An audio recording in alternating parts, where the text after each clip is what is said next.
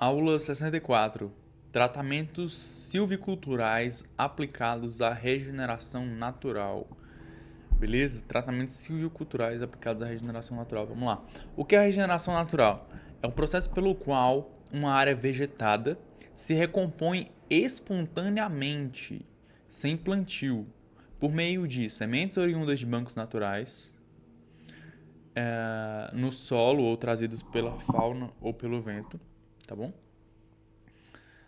Por meio de rebrotas de cepas, raízes ou galhos de vegetação remanescente, e também pelo banco de plântulas já presente no local. Regeneração natural. Pode ser assistida ou induzida. E, quando bem conduzida, resulta em baixo custo e alta fidelidade florística. Ok? O que são os tratamentos silviculturais? São intervenções técnicas realizadas sobre a vegetação nativa regenerante com o objetivo de acelerar o processo de regeneração natural, corrigir desequilíbrios, como por exemplo a competição, dominância de exóticas e a baixa diversidade.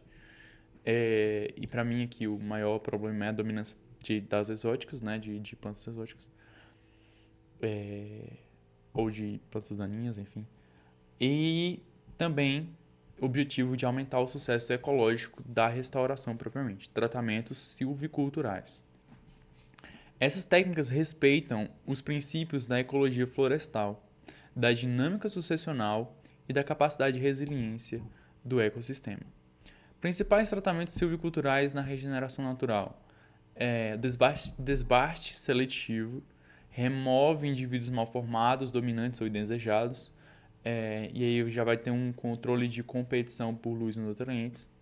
Tem também o controle de plantas competidoras, tudo isso são tratamentos silviculturais, reduzindo gramíneas exóticas ou invasoras, como por exemplo a braquiária, o capim-colonião, a samambaia e a tiririca.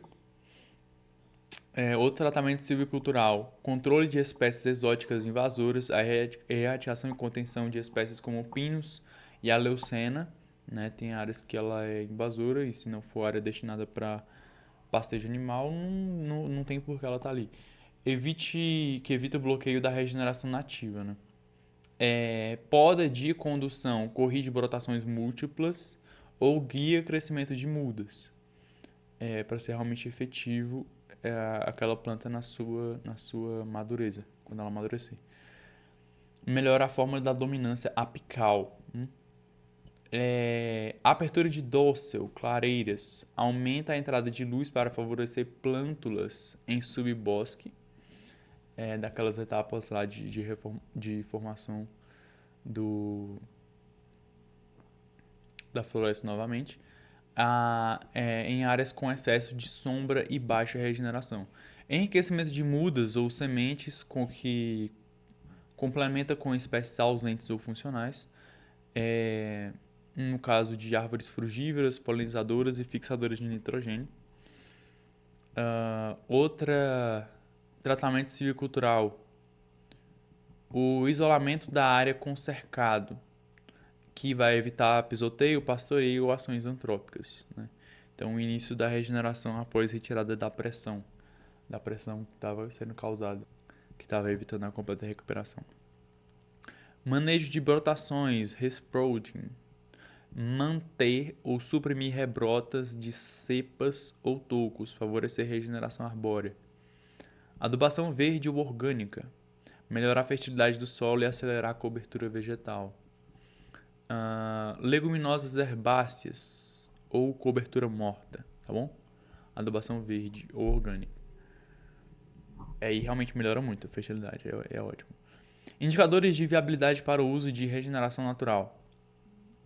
Antes de aplicar tratamentos, avalia-se se a regeneração natural é viável o suficiente, né? Então tem indicadores técnicos e tem os parâmetros mínimos sugeridos. Como, por exemplo, para cobertura vegetal nativa, mais de 30% da área recoberta espontaneamente. Riqueza de espécies nativas, pelo menos 40% de espécies do bioma da região. A ausência de espécies exóticas dominantes, que tem que ser menor do que 10% da cobertura vegetal formada por exóticas invasoras. Proximidade de fragmentos florestais, pelo menos aí menor do que 1 km de áreas núcleo com vegetação conservada. E também um solo apto à regeneração, sem compactação severa ou contaminação. Se os critérios não forem atendidos, deve-se considerar plantio total ou nucleação ecológica e não apenas regeneração, ou seja, deve-se considerar outros meios para a recuperação daquela área que também vão estar inseridos aí essa atuação mais direta do homem, né, ao invés de uma regeneração simplesmente natural. Mas ótimo. Relação com sucessão ecológica. Os tratamentos silviculturais são aplicados em sintonia com os estágios da sucessão vegetal, que nós já vimos em algumas aulas. Vamos repassar aqui. Então vai ter o estágio sucessional de pioneiras, intermediário e o clímax. As pioneiras vão estimular a cobertura vegetal e evitar a dominância de invasoras. No estágio intermediário da sucessão ecológica, a gente vai ter o objetivo de promover a diversidade e corrigir os desbalanceamentos em termos desse manejo para a restauração dessas áreas, né? E no clímax, a gente vai ter a consolidação da estrutura e das funções ecológicas que já eram visadas. Fundamentos legais: o Código Florestal, o Decreto 8.972 de 2017, com a Política Nacional de Restauração da Vegetação Nativa, a IN2 de 2014 do Ministério do Meio Ambiente, juntamente com o IBAMA, que vai definir critérios e diretrizes para a restauração de áreas degradadas com base na regeneração natural, e também algumas outras resoluções estaduais determinando o monitoramento e indicadores mínimos de sucesso para as áreas, ok?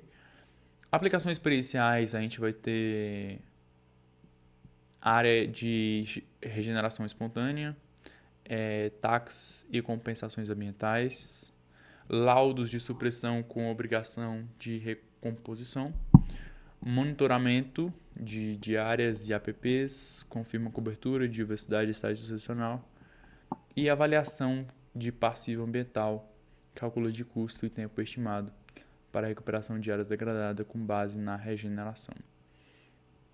Beleza? Algumas referências aí: tratamentos silviculturais para Mata Atlântica, estratégias de uso de regeneração natural, ecologia de reflorestação natural, restauração natural. Tem bastante coisa boa para estar se aprofundando.